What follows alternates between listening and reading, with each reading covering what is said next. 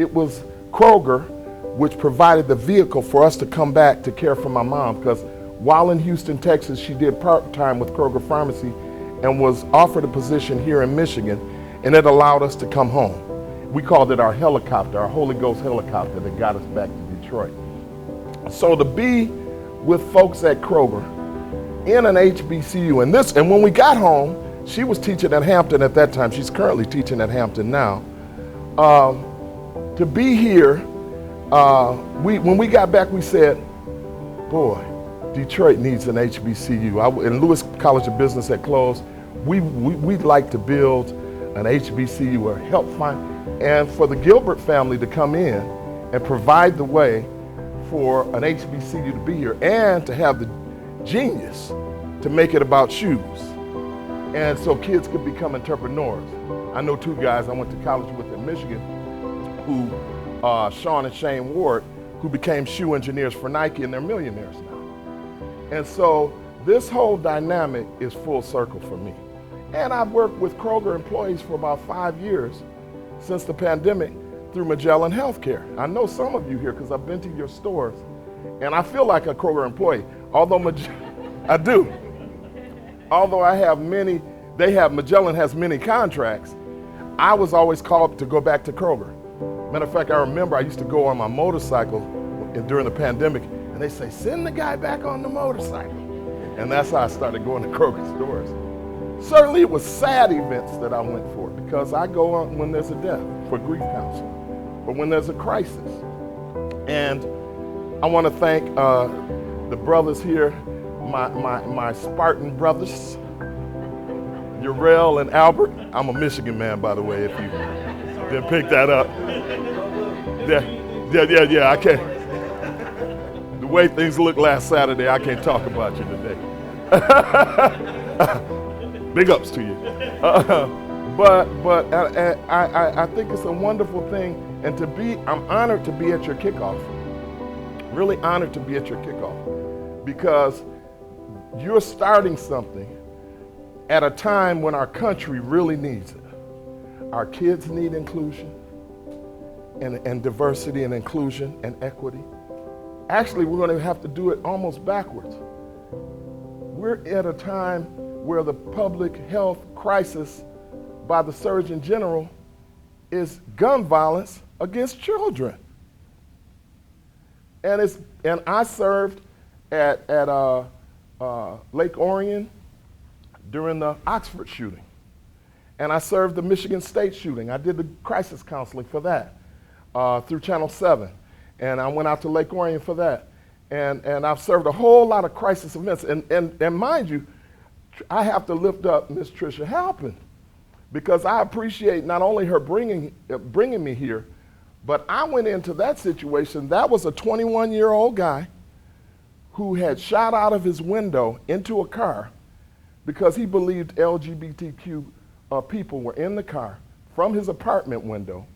And when the police, thank God the local police, searched his apartment, they found a manifesto, and they found the plans for him to come into the Owasso store. He had cased the whole place. He knew where every camera was, he knew the size of the store, and he planned to shoot up people in that store. But the local police stopped him after finding the manifesto. And you know, when you start doing that these days, he's going to be gone for a long time. We saw what happened to President Trump just recently. Is that group, that younger group, it's not just them. But my point is, 20 years ago, when I started writing my dissertation on African American males and mentoring, I wrote my doctoral dissertation on mentoring because black kids were killing black kids in the city of Detroit. And I went to seminary and went south to learn how to stop the violence. And that's when those mass shootings, this new phenomenon started in America. Dylan Klebold went into Columbine. And it's gotten way out of hand.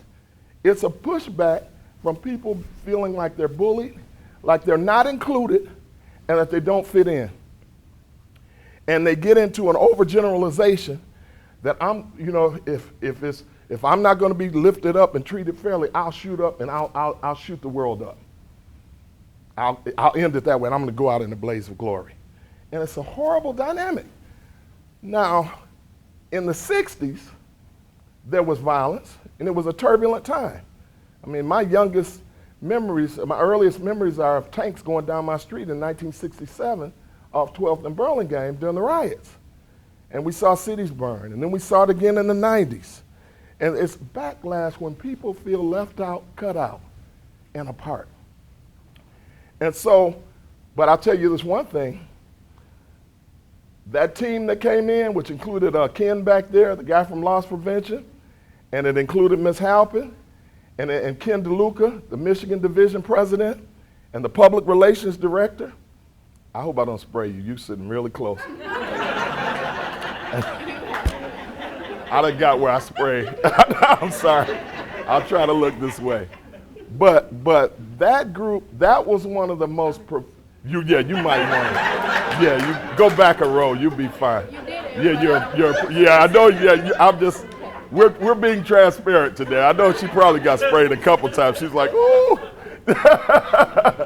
but ultimately, this team they had was one of the most professional teams that I worked with in my career. I represented Magellan, but all the leadership from the state was there for Kroger, and it was one of the most professional, kind, smooth, well communicated 3 days of going over briefings with every Kroger employee in that store. And they had a list and went down the list, and everyone knew their roles. Everyone played their roles. It was a diverse group. Women, some African American males, you had a mixed race guy there who was a store manager. It was a mixed group of folks, but everybody got along and they knew their job. And they wanted to, before the media got hold of that, and associates found out on the news, they wanted to make sure that they communicated not only what they were doing to protect employees, but they had a heads up on what could have happened. And I was so impressed, in our downtime between briefings, that's how I got to know Ms. Halpin, and I, just kicking it back and forth, and we're having a good time, and enough about me. I talk about myself a lot. I would tell her, I was in the South, blah, blah, blah, blah, blah. But she, 2 weeks later said, you know what, we're kicking off a multicultural diversity piece, and would you like to be the keynote? And I was, absolutely. I'm 63. I'll be 64 in December. I'm on the tail end. I'm getting my retirement check at this point. I need something to do. I have a practice, but I love, the one thing I can do is share wisdom about ways in which the next generation can help the next generation. And I spent 30 years studying from the best, which I'll share with you, from Coretta Scott King and Reverend James Orange and Andy Young and Hosea Williams and David Abernathy, and worked with and Bernice King and all those folks. I studied from the best on how to bring about social change. Diversity and inclusion began with the civil rights movement. So I'm here, and I have my notes. God provided a way where I don't have a pulpit to put it in, so I think I've gone over the first 2 pages. I prayed, I said, oh, help me, Holy Ghost. Jesus, help me to remember what I wrote. But I will say this, as I said, it's a cyclical dynamic that happens. Coretta Scott King used to say, every generation has to fight for their freedom.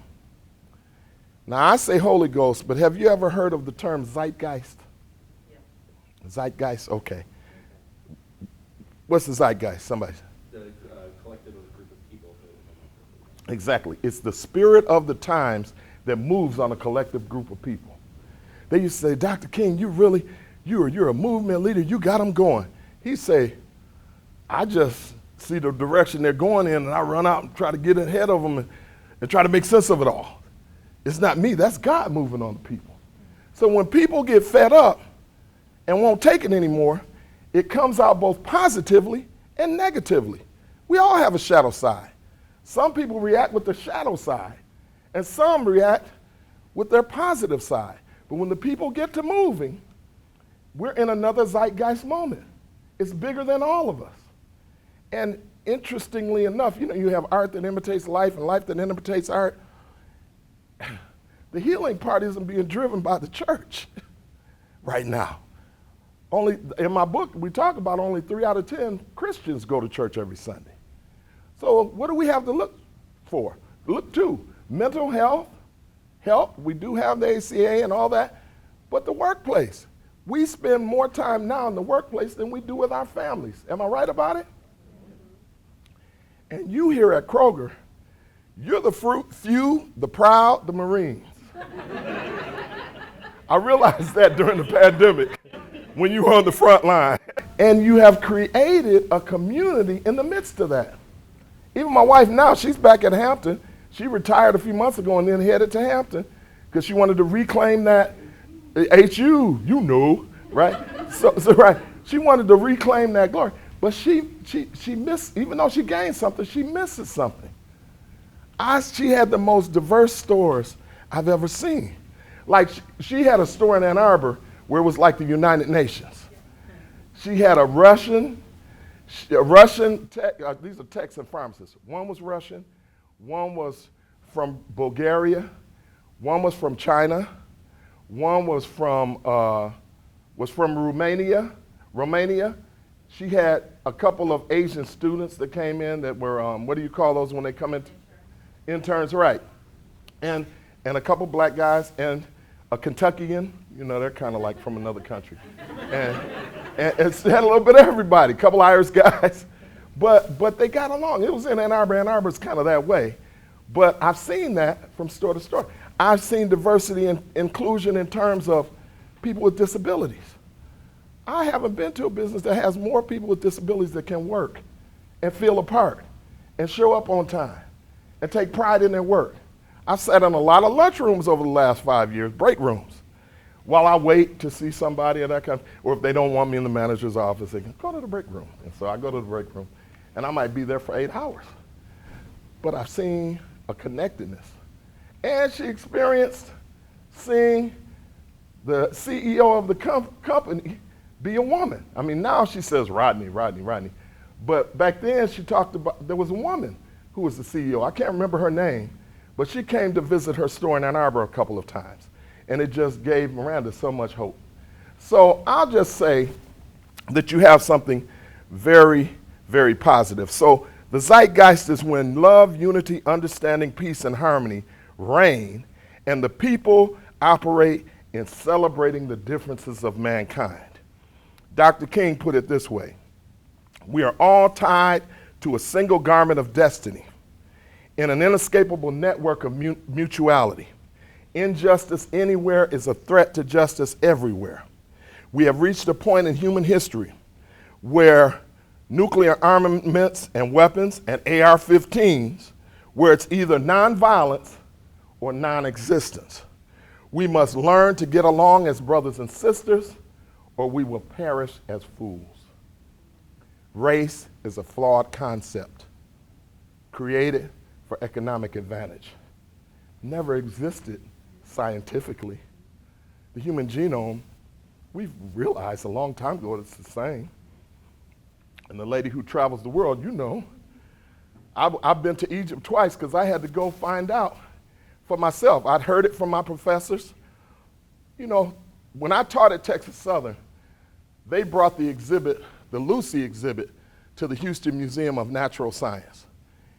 And she was found by a white archaeologist named Johansson in Ethiopia. And her body was 3.5 million years old. And there was another one named Artie that was 4.2 million years old. So this is the beginning, if you believe in evolution. I know we got creationists out here. Sometimes it can be both. But the point is, we all came out of Africa. Eminem is no, real big thing, really. We all have the same human genome. Am I right about it? Okay, it's a little quiet. Like when I was campaigning for Obama in 2007. Got quiet in the room. My point is, is that when we realize the facts, and we have to come to grips with the facts of what's going on factually. I mean, we all are raised by parents, and we're raised in communities, and we have a worldview that we're taught.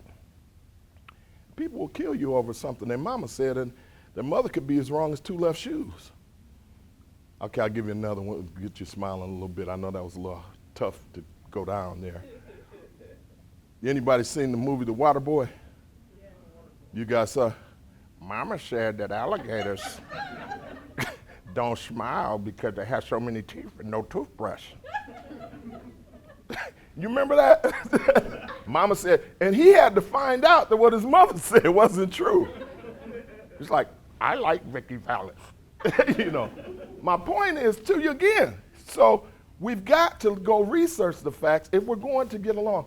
And if we move in a way that continues the process of diversity, equity, and inclusion in the workplace, in the home, the community, in the church, we're on our way, we're continuing to evolve and become better. Now, I learned a great deal from each one of my parents. You know, I connected with Miss Tricia Halpin because not only, you know, most places you go, the HR director is there, and that's who you connect with from Magellan. I'm here on behalf of Magellan, do grief and crisis therapy, and the HR person will come out and meet with you. But my mother was a human resource director. And that's my brother in the back there with the camera, John Hill. And he came out today. And we, just the two of us, grew up with my mother and my father. And we learned something from each parent. My mother started off as a teacher. And then she was a poor young lady from South Carolina. My dad was a poor young man from Atoka, Oklahoma. Not a family of means. A few generations back, my great-great-grandfather was a slave master and bought my great-great-grandmother and had 4 children by her on my mother's side down in Greenville, South Carolina. And my dad, his brothers and sisters were almost given up for adoption when his father died when he was 5, and they were sharecroppers, and they were young. So they almost gave all the children up for adoption. But his uncles were pretty well off, and they took one up. Each uncle took one of the kids, and he stayed with family. But hard-working folks. My mother went from teacher to assistant principal to deputy to region superintendent of Detroit Public Schools to director of the Management Academy for all the administrators to the first female, the first woman to be deputy superintendent of schools for Detroit Public Schools. She just kept on marching up the journey. Life wasn't a crystal stair, but she kept on working very hard. My dad went to World War II at age 16, signed up to go after working for the CC Corps on the roads. And one day he went down, he was on 12th, they had a walk-up apartment before I was born, and went down and there was a gas station being built. And he said, who's the owner of this station? The guy said, we don't have an owner. Dad said, I'd like to be the owner. He said, what do you have as collateral? And Dad said, that 57 Chevy over there. He was working for Ford in the foundry. He said, I like you, come back tomorrow. Dad became the first black gas station owner in the city of Detroit. Gulf Oil sent him through their training school. Opportunities that were available in the 50s and the 60s.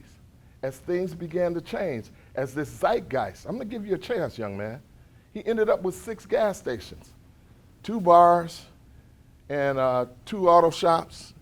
And my mom, you know, and certainly as life changes, it wasn't all straight up. It was up and down and real life stuff happening. But they took advantage. That was diversity, equity, and inclusion, right? The Detroit Public Schools had leadership under Arthur Jefferson at that time. So now, I learned a great deal from both.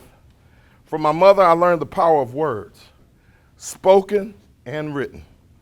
Words can lift your spirits and the spirits of others, or they can crush the goals, dreams, and aspirations of many. Words can open doors and motivate the masses, or they can build roadblocks to success. We need to watch what we say to each other Am I right about it? On a daily basis. You'd be surprised at how much you may change a person's day. We spend more time in the workplace, but Mom was big on intonation and enunciation. I can hear her talking now. Enunciate, Urall. Enunciate.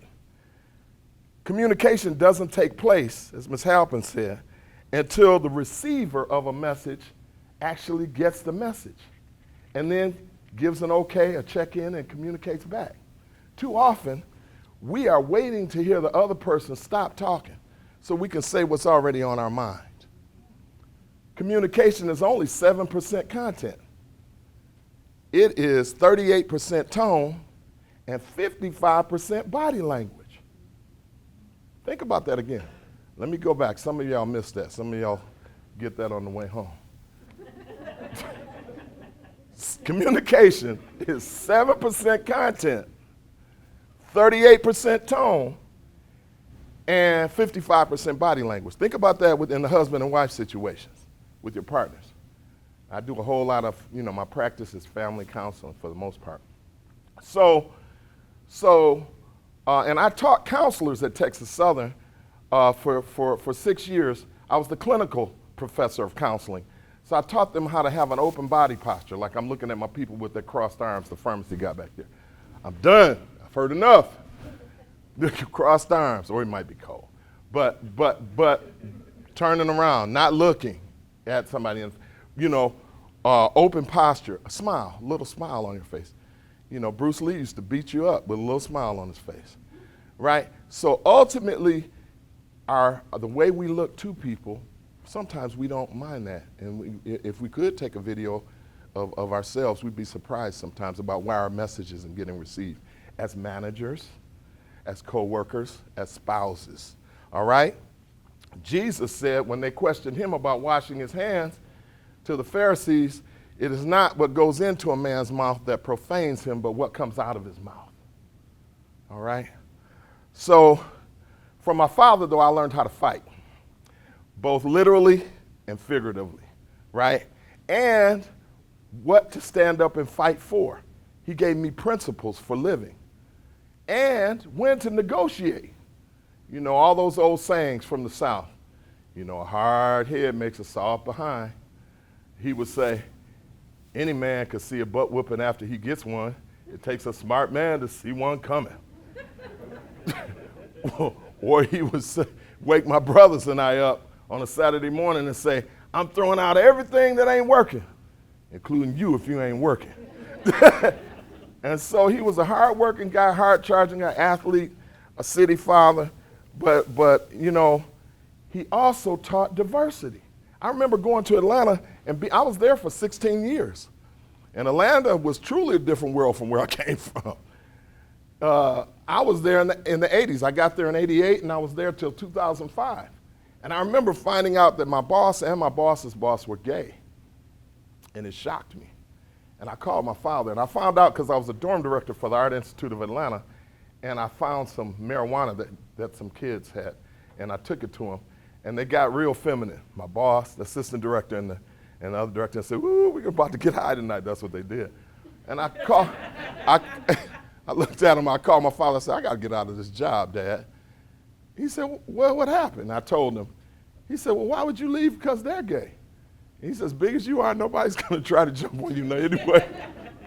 That was one. But then he said, "You might learn something." I said, "What do you mean, Dad?" He said, "Son, everybody has a right to be here on this earth, and everybody has to pay their keep." He said, "They have more discrimination against them than you do. And because of that, they have one of the most tight-knit networks that you'll ever imagine. And they have to work harder. And they have to be more detailed in terms of their performance." He said, "You might learn something." And I did. And he said, and if you respect, it wasn't called LGBTQ community, it was just called gay then. He said, the gay community, you have a friend for life, all right? And I did, and I had no problems. And I was at Morehouse College, an all-male school in the middle of Atlanta in the 1980s. Oh my God. They had a gay mafia at Morehouse College. And they had a network, and they got things done. And I'll tell you, when I finished my PhD in 2002, my first year, one of the students was beat up by one of the football players, a student who was effeminate. I won't say he was gay, I can't prove that, but he was beat up by one of the football players. And, but with a little mini baseball bat. He swore that this guy looked in at him in the shower. And we started an Expect Respect campaign. Boy, the gay community in Atlanta came for the news cameras. See what Morehouse College, the home of Martin Luther King, where this gay student, this is as their movement is on the rise, will do about this violence. And my boss, Dean Eddie Gaffney, started the first HBCU Expect Respect campaign, where we educated the whole campus about homosexuality within 1 year. It was an amazing thing. He said, I need 2 people from biology, 2 people from religion and philosophy. I need 2 people from the counseling center. I need 2 people from psychology. And I want you to take shifts, and we're going to teach these freshmen, and we're going to go on up and teach the whole class and have seminars and discussion.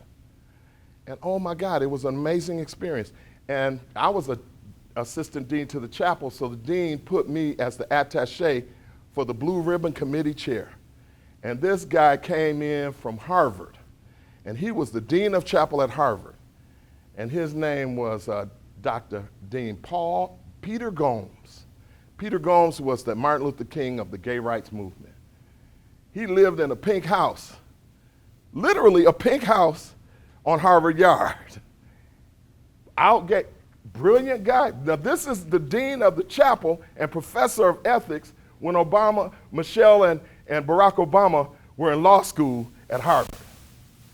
So now you know how the Marriage Rights Equality Act passed. Different way of looking at it. He wrote 2 books, The Good Book, if you get a chance to read it, and The Good Life. And he dissected the paternalistic rigmarole of the Bible in The Good Book and used it for liberation and uplift. And I was his attaché. And I had never seen anybody preach like that. New England accent, brilliant. But my point, I'm going down that road to tell you, it's a different world than from where we came from. And we all have a right to be here, and we can get along. This is the importance of diversity, equity, and inclusion. Now, let's go to your mission statement. You guys, I don't know who all sat on this committee, but it was very powerful. Let's take a look at it. At Kroger's Multicultural Resource Group, our mission is to celebrate and promote diversity, foster an inclusive environment, and empower individuals from all cultural backgrounds. We strive to enhance cultural awareness and appreciation through education, dialogue, shared experience, provide resources, mentorship, and opportunities for personal and professional development to individuals from diverse communities, foster a sense of belonging and unity by creating a supportive network where all voices are heard and valued, champion policies and practices that promote equity, inclusion, and respect within our organization and beyond. Give yourselves a round of applause. That's mission. That's principle. Everybody on the same page with that by show of hands? All right. Just checking. All right. Those key words, diversity, cultural awareness, mentorship, belonging, unity, equity, inclusion, and respect, that's really what it's all about in the workplace and in the community, isn't it? Don't we all want to be included? Would you agree with that, Bianca? All right. You dry? You good? Safe distance. All right. Had to use the COVID rules. All right. So that determined, now I've worked in, now let me just run, you might be amazed, maybe not. I worked as a restaurant manager for Wendy's. I've worked in the family businesses. I've been a retail manager for Radio Shack. I've been a bank manager for a large savings and loan. I worked for the state of Michigan as a social worker and a probation officer. Been a substance abuse counselor in a residential facility. Worked at 4 HBCUs as a dorm director, licensed professional counselor, chaplain, and as a college professor. And I've been a pastor, and now a business owner in private practice. Those words, though, diversity, cultural awareness, mentoring, belonging, unity, equity, inclusion, they determine the quality of life experience for me in each one of those arenas, all right? It's I don't care where I was in the country, whether I was at an HBCU or a public white institution, whether I was in corporate America or whether I was working for myself, but with other people. That weaves a theme through what Aretha Franklin basically called respect. Some of us I need respect more than I need love, because I get a lot of love, from my family and stuff. But I need respect. Just give me my respect, So, hey leader. Now the reason I put hey leader up there is because mentoring is tied in. It's a part of diversity and inclusion. Mentor is like the politics of it. It's how things get done. And hey leader, my primary mentor in Atlanta, my favorite guy, was Reverend James Orange, who was Dr. King's youth coordinator, youth lieutenant. He went to cities before Dr. King got there and made sure that the gang members would not get in the way of peaceful demonstrations and break windows and stuff. Many times he had to get jumped into gangs to do this. He was a big guy. And he was his youth coordinator. He was out of Utah, Alabama. And somebody took me to him, and they knew when I left Detroit, one of my mentors up here, Dr. Charles Adams, who was pastor of Hartford, told me, if you want to bring about change, you need to learn about Martin Luther King Jr. He gave me a book to read. He said, read this book and come back in 2 weeks, and we'll have a discussion. He quizzed me on it. We discussed it, and he recommended me to Morehouse and Harvard. And I got accepted at both places, but I got accepted at Morehouse first. And so I went down there looking. I said, well, if I'm going to study King, I need to go to Atlanta. And I went down there and I joined the church. I joined the King Center for Social Change, and I went over every year to get the holiday. They would have a big march in Atlanta of about 100,000 people. And the Atlanta University Center had about 1,000 students. My brother knows because, we're all products of HBCUs. John was at Southern at the time that I was there in Baton Rouge, and he would come and videotape that. And we'd have about 5,000 students that would march down to the King March. And Reverend Orange, the way I got that position and he became my mentor is somebody took me to him when they were graduating. They used to do it, seminary. And he said, Reverend Orange tested me by saying, your mentor will often test you. He said, after the big meeting to plan for the march with all the leaders, he said, pray, young man, pray. And I grew up Catholic. My prayer was really not like the Baptist prayers, right? So I gave this Catholic kind of prayer, and he liked it. And he said, all right, I'm going to put you in charge of the young people, because he liked the spirit of what I did. Now, he used to call everybody leader. The Southern Christian Leadership Conference that Dr. King started, their mission was to go into a town, make the people leaders of themselves, which I'm challenging you to do in your stores. I often say that to people when they have union complaints and different things, and this is happening, this. I said, well, you need to be your own advocate and leader. Get your folks together. Get a vote. Don't go by yourself. Like Dr. Reverend Orange used to say, you see this toothpick leader? I said, yeah. He said, break it. I break it. He said, now give me a handful of toothpicks. Put them in my hand. Break those. Can't break them, can you? Never go by yourself. He said, never take anything to the people that they didn't ask for, leader. He taught me how to drive into a town and pick up the Holy Spirit of the city by driving through the town with my windows down and my radio off, listening to the people and listening to the Holy Spirit. Holy Spirit scared me when it first happened to me. I was like, oh my God. I asked a question of God on one side of town. Somebody gave me the answer on the other side, and they didn't even know they were talking to me. I went back to him, and they laughed.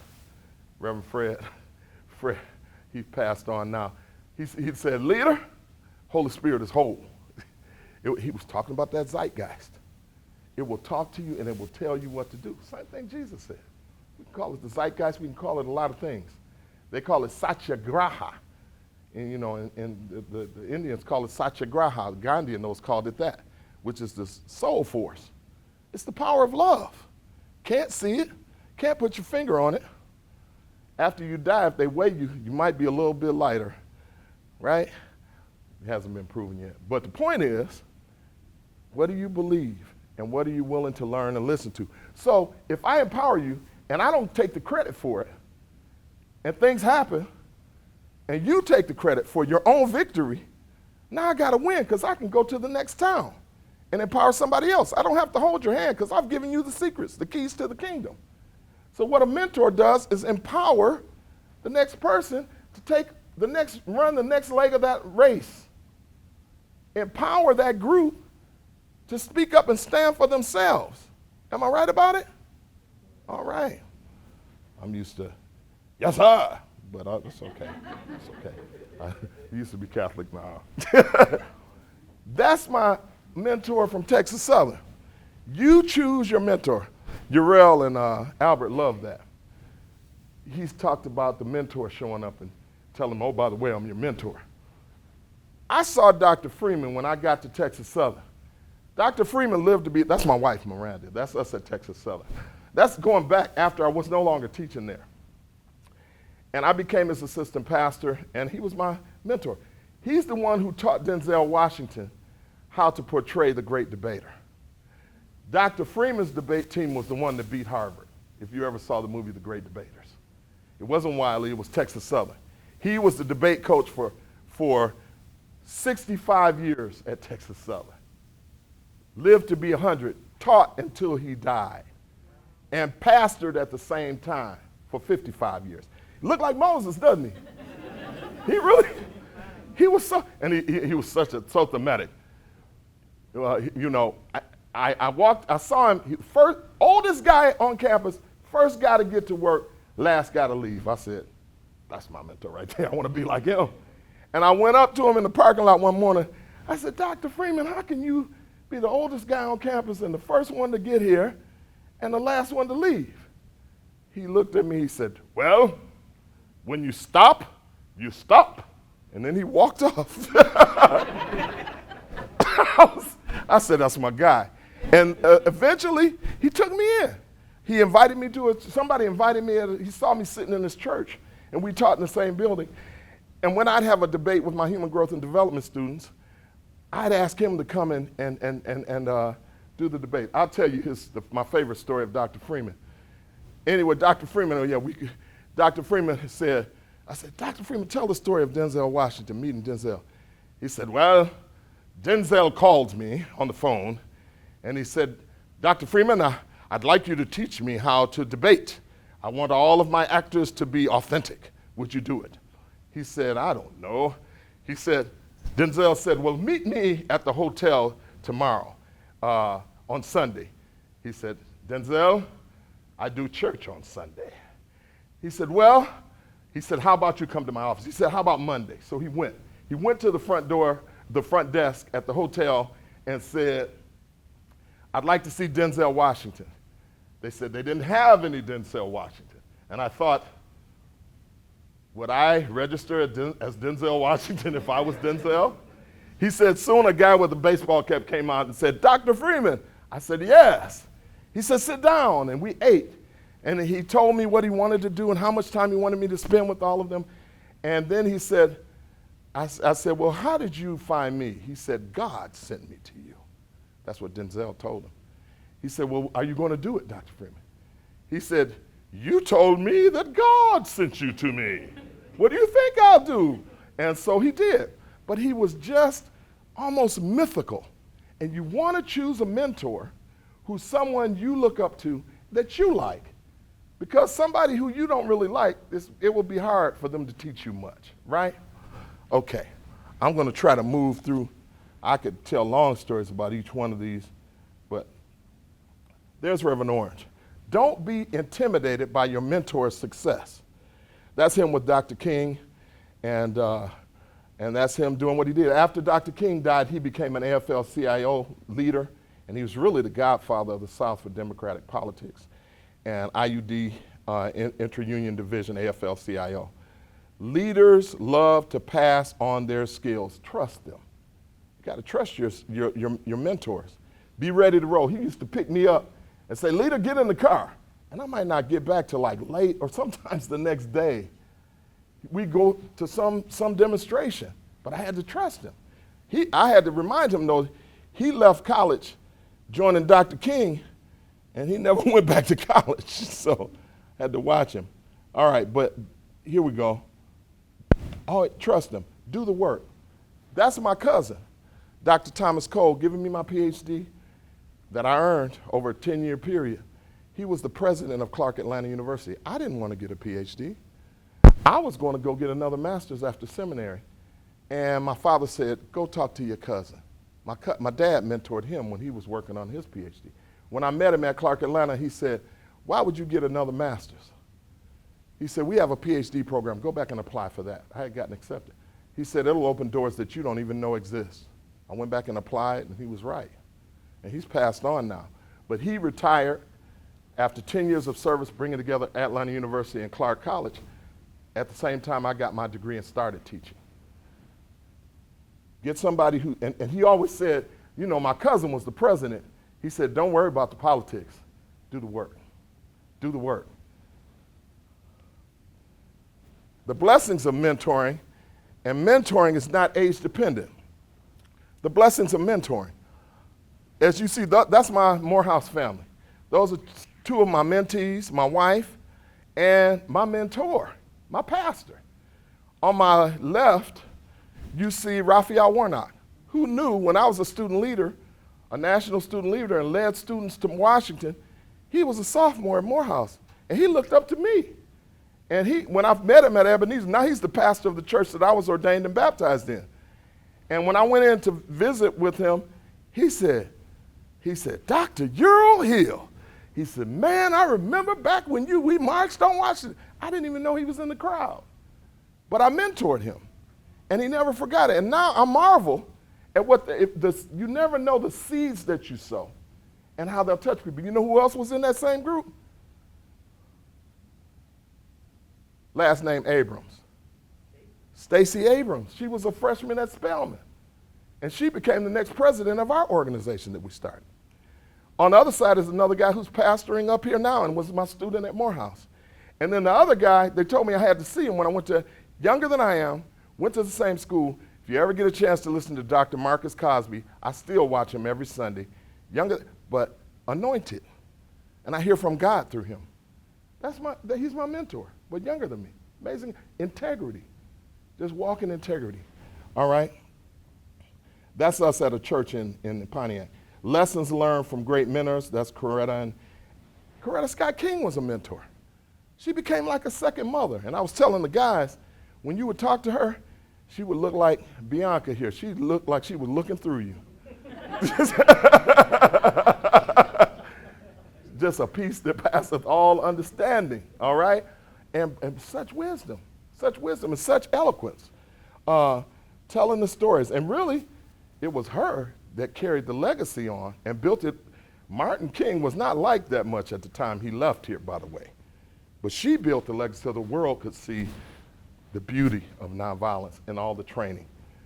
Jesse Jackson, another mentor, took me into his office. Don't be afraid to approach somebody with a claim. People like to talk about themselves, and if they can help somebody and they can help you and you can help somebody else, if you're down for the cause and you're serious, you'd be surprised, all right? The Rainbow Coalition, from him I learned the beauty of, grew up in the Catholic Church, went to Michigan. I'm really white. I went to Michigan. But, so I tell my friends. but got into the triple black movement down there, and I was gonna start a black movement, and before I knew it, I had a Rainbow Coalition because other people had the same cause of justice and righteousness and peace. Before I knew it, the Gay Rights Democratic Front was in our group, and Students for United States Students Association. Everybody was there. So that's what I learned from Reverend Jackson. Just that inclusive piece. We are all one family. This is a picture. This is with Reverend Orange. You'll know that a person is genuine, a genuine mentor when they position you to lead amongst their peers. They bring you to the table, in the big table, and I met so many people through Reverend Orange. He brought me to that group. That's the Concerned Black Clergy. Come here, leader. Pick me up. We went to breakfast every Tuesday, the religious leaders in Atlanta. When we marched, before the march, the Million Man March, we did a march in Atlanta with about 30,000 people. He had my name at the top of all the flyers as a chairperson. And they really did the work. I didn't really know what I was doing. I was young. But he put me in a position to lead. And that's him standing behind me there. I'm still friends with those other folks. He's passed on. Listen to your mentor intently. Listen intently, okay? They have something to say. That's me sitting in the room before we marched on Washington. That's Coretta Scott King at the front. And that's me, Urall Hill 2.0, Slim me, sitting down there in the front row looking at her like this. That's me looking at her like this, if you can see it. But just, like I said, listen intently. Mentoring in the workplace, forming a relationship with a person and providing support, guidance, and encouragement, professional advice, while assisting an individual with their professional identity and their upward mobility. And then we come back to integrity, wholeness, and refinement of character. It's important when you decide to mentor, if you accept a mentor today, that you have integrity, and that as a mentee, you have integrity. And that, it can get dicey. I mean, it can get a little scary, these mentor relationships. You need to have clear boundaries. People are married, they have lives. This is for a professional purpose. Don't muddy the water, right? Integrity, all right? And try to choose someone thusly. Make sure your motivations are genuine, right? I did ask my wife asked me to mentor her. And I looked, and I had known her since college. I said, yeah, I'll mentor you. But we got married, I think it was her intentions though. I think it was. But anyway, discipline, a training that teaches you to operate within boundaries in order to control relationships and kindness. It's a time where people need a little kindness. There are so many workplaces that are hostile, and a mentor can be the person, the voice of kindness in a sea of storm, in a storm of trouble for a person during the day. All right? Kindness. And discipline, humility, an attitude of deep respect in word and deed when communicating, prevailing awareness. Don't get mad at folks that just don't know. Prevailing awareness, you can't blame somebody for what they don't know yet. And we have a tendency to sometimes have groupthink mentality and attack people, and they just don't know. And if somebody would just if they had a good mentor, if somebody had a one-on-one, you'd be surprised at what people can, attain. All right? That's what mentoring is about. And diversity. Back to diversity. The practice of including or involving people from a range of different social and ethnic backgrounds and different genders and sexual orientations, etc. So now we'll close out. The DEI movement, if you want a little history. Now, I have some more stuff for you here. We can keep going. You tell me. I'm good? Oh, good? Okay. Feel like James Brown up here. I feel good. Anyway, the DEI movement began with the social justice movement of the 50s in 1954 with the Brown versus Board of Education decision of the Supreme Court. And it was the law of the land, but just having the law did not change the circumstance. The law was meant to break the back of Jim Crow segregation that began after Reconstruction. But, and that created subpar education, housing and accommodations, and lifestyles without hope, all right? The decision did not equal social change, but it was African Americans and people of conscience. No movement is monolithic. and people of conscience that brought about the change.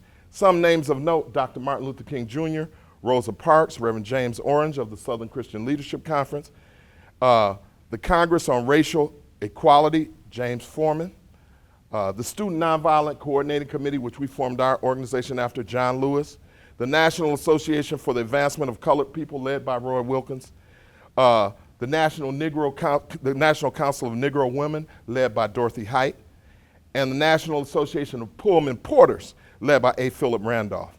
Sit-ins, demonstrations, teach-ins, freedom rides, the Montgomery bus boycott, the march across the Edmund Pettus Bridge, Bloody Sunday, the sit-ins at the Greensboro lunch counters. It all culminated with the March on Washington in 1963, where an openly gay gentleman named Bayard Rustin really coordinated and organized that march. And he really was the one who taught King how to actually implement nonviolence in demonstrations. As President John Kennedy advocated for equity in America, he was assassinated in November of that year in 1963. It was amazing, and this is where strange things happen, that a good old Southern boy from Texas named Lyndon Baines Johnson was actually the one to walk the Civil Rights Act across. Zeitgeist hit him. He wanted to be on the right side of history. It was bigger than him and he knew it. So this zeitgeist is successful when people of diverse backgrounds come together for a common cause. You can change the landscape, even right now, when America really needs you right now. The landscape of where we are now with regard to race, color, gender, and creed. It's always darkest before the dawn. What some think, oh, we've gone backwards. This is this and this is this. It's darkest before the dawn because there's a pushback because of fear of where we almost are. Carl Jung said this is the age of Aquarius, where things, not only do the stars align, but people align to come together. And if you look closely and if you have your ears to the Holy Ghost railroad tracks, you can hear the train coming, the train of love and equity. All right? Now, from the 1970s to the 80s, organizations struggled with affirmative actions. Sometimes, now if you're going to have more meetings, be careful, at least know the points about affirmative action because it can pull triggers with people, just using the words affirmative action. But it created a backlash of white males that felt like they'd be victims of these societal changes, and the new term was coined reverse racism. Now, in 1978, the Supreme Court ruling of the Regents of California versus Bakke, the Bakke decision, determined that universities' racial quotas were unconstitutional. Now, I graduated from high school in 1978, and I remember the Black Action Movement strikes at Michigan. And the black students got together, and the university agreed that every freshman class would have 10% African Americans in it. And I came in during that time. I was a National Merit Scholar. I went to U of D High School, but we had a big class of African American students in our freshman class. But there was a backlash. Just because the administrators decided it, it didn't mean that the professors agreed with it or the staffers. So we caught the backlash from professors, and less than 10% of that 10% actually got a Michigan degree 5 and 6 years later. It was tough on us. So now the Equal Rights Amendment Act passed in 1972. Now that ensured equal opportunity for women in higher education and professional schools. Actually, the Civil Rights Act benefited white women more than it benefited minorities and African Americans.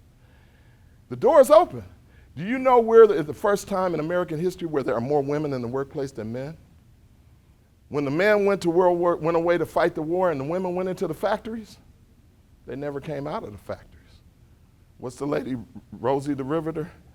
Hey, they never came out, and that forever changed the American landscape in terms of the family too, because women didn't have to stay married. You can check our book for the 2 chapters my wife wrote on divorce. That's part of it. She's a lawyer too, by the way. Her name is Miranda, so when I married her, I knew I had a right to remain silent. Anyway, I knew it. the guys who aren't married yet, you'll get it. Now, there was a counterculture movement as well, an anti-war peace movement, and this zeitgeist was just moving around the world. So in the 1980s, I saw the saddest thing, and that was during the HIV and AIDS epidemic in Atlanta. I was in seminary and I found myself in the intensive care unit as a chaplain doing my chaplain residency at Grady Hospital, and I saw young men just withering away, down to skin and bones, just dying. And there was no cure, and they didn't even know what it was. And all I had was a Bible and prayer, and we didn't have the medications. And, people, much of the conversation was that they were being demonized, that it was their behavior, and they ran that into the ground. And it wasn't, and then a few years later, I found myself marching, and the Gay Democratic Front leadership was with us, and they marched, they marched on Washington like nobody's business, and next thing you know, we had funding to bring about a cure. And then we realized it wasn't a gay disease, that anybody could get it. It's just like COVID, right? COVID, if my kid has COVID and your kid is healthy, then you better hope that my kid is healthy, because he's going to give it to your kid, right? We need to, again, we're tied to a single garment of destiny, right? An inescapable network of mutuality as human beings. So, and I don't even have to really, I think I told this part of the story. I think I can come to a close almost now. Finally, though, with diversity and equity, and then I'll come to a close. During the 1990s and 2000s, diversity, equity, and inclusion had become a national trend. Major companies formulated DEI efforts, and they hired inclusion officers. And although the focus began to shift beyond compliance, compliance means because it's law, the company has to do it, or we're going to sue the company and we're going to penalize you, right? But they moved to something less superficial, like let's celebrate the differences in people. And the conversation shifted. So ultimately, there was a rising trend to broaden the conversation on identity characteristics, because even though there was diversity, equity, and inclusion, they were trying to force square pegs into round holes. They wanted women to act like men, black men to act like white men, Asians, Indians, everyone, just get in, but you need to operate this way. And wear your hair this way. You got to wear a suit and tie, blah, blah, blah, blah, blah. But now the conversation expanded to where people's cultural identity became, respected in the workplace. And maybe we need to let them wear their hair that way. Maybe their tone isn't the way that we're used to. But we got to kind of get used to the little differences, the unique differences. When Barack Obama became president, people thought, we've arrived. And a lot of people gave up diversity, equity, and inclusion. They threw it under the bus and tried to change laws. We don't need that anymore. You had a black president, everything's fine. Wasn't the case. But I saw it, and this is my opinion, because this is my worldview, I saw it as the Word becoming flesh. I saw him as the epitome, as Martin Luther King's I Have a Dream speech coming to life. He was the little boy, and King said, I dream of a day when little black boys and little white girls can play together. Well, they did. And here comes Barack Obama. Right? You had a Kenyan marry a Kansan, right? Right? You had an African marry someone from Middle America. A black man marry a white woman. And they were at Harvard. And then after they got married, then Barack Obama then went on, his mother married an Indonesian and took him to Indonesia. So now he's being raised in a whole different country with a different culture. Then he comes back to California and goes to Occidental, and he's got a West Coast identity, and then he's raised in Hawaii. He's a different kind of dude. He's not, Mac and Bewood guy, right? And so Barack Obama was the epitome of that. I actually, and I know, you don't have to agree with me. I see Kamala Harris as the same thing right now. I think she's the Word become flesh. She's the daughter of an Indian and a Jamaican. And she just represents inclusion when she walks in the room. Anyway, moving right along. Maybe you're uncovered. I know politics, stay away from politics and religion, but that's kind of like who I am. So, but anyway, as we go forward, now, finally, everyone brings a set of cultural norms to the table of life that dictates their worldview. We can celebrate the differences. I went to U of D High School. There were 30 black guys in my class at U of D, a Jesuit school. And I have all kinds of Republican friends. I have some MAGA friends. But we've known each other since we were like 14. We're like still friends. And we kind of go back and forth. I got some black friends who are MAGA too. Now, there's a lot of black Republicans down in Texas, by the way. I made it out. But anyway, my point to you is it doesn't matter to me what you believe as long as you are transparent and you don't backdoor me. You know what I mean? If you're honest, I'm honest. That's what this country, that politics is how we get things done. We need the balance. But I want to leave you with these 6 philosophies of diversity and inclusion as you're getting started. The first one we talked about in an in-depth manner, and that's social justice, the social justice philosophy. And that's where things, we need equality. We need things to be an equal playing field. We're, you know, the pendulum of justice, you know, moves slowly, but it leans toward justice. 2 is the business results philosophy, Ms. Halpin. And that is higher productivity. If we have more women and we have a more diverse community, there'll be higher productivity, we'll be happier, and we'll look like America looks. That's the business results philosophy. 3 is the compliance philosophy, like the EEOC. If we don't do this, they can take our accreditation. They can sue us. They can shut us down. They can fire this person. The 4th one is the advocacy and ally philosophy. One of my buddies from high school, he's written a couple books on this, Dr. David Camp, allyship.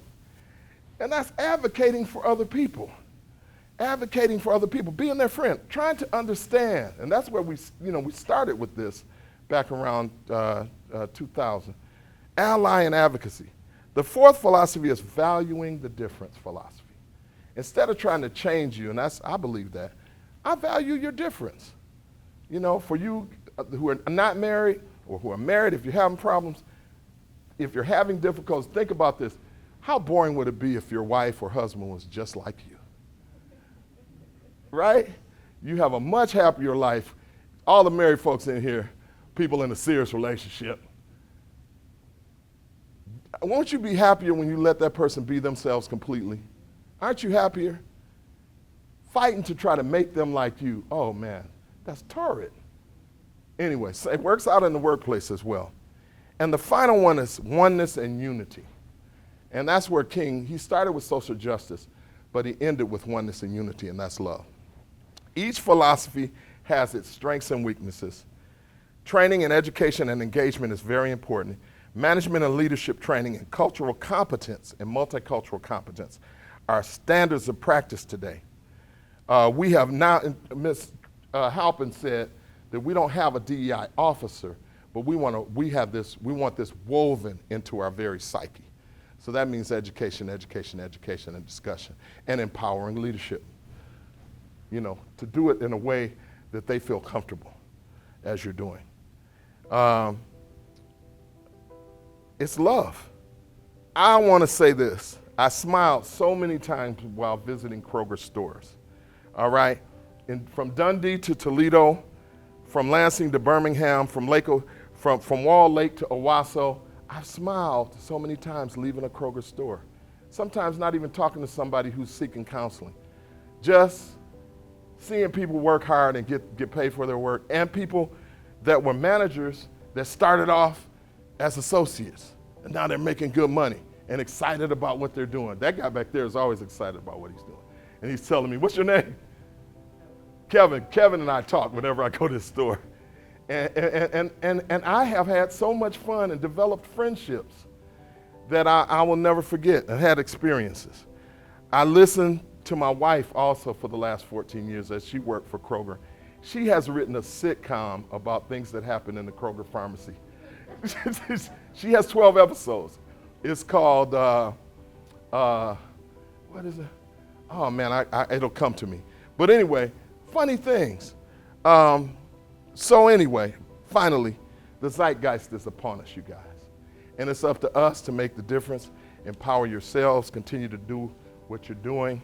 And thank you for today, for inviting me today. I hope I've been able to help you somewhat.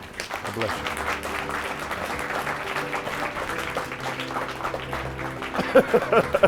you.